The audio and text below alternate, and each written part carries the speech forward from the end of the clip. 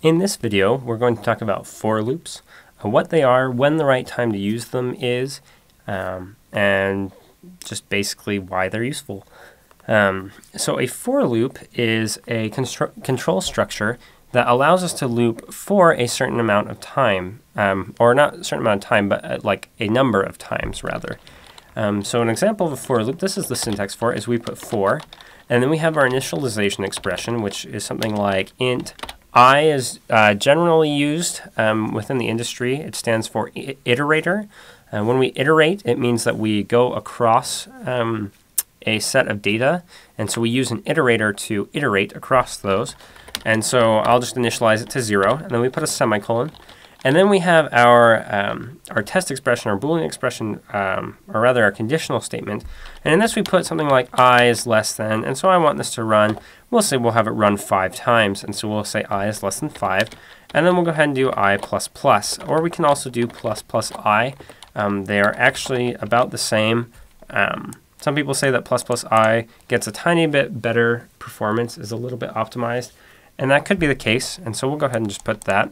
But once again, I++, ++I, same thing. And then what we'll do is we'll just output I.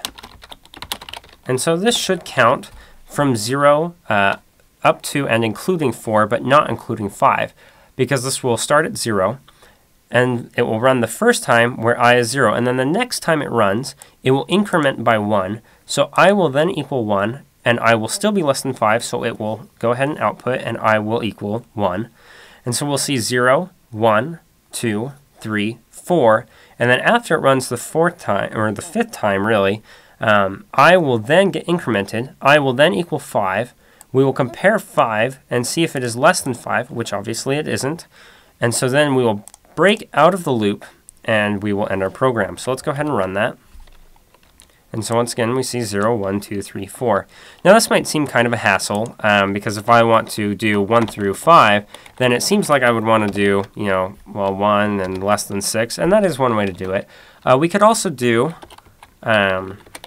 less than or equal to at this point, and you can actually use any Boolean expression at this point, meaning anything that can be resolved to either true or false.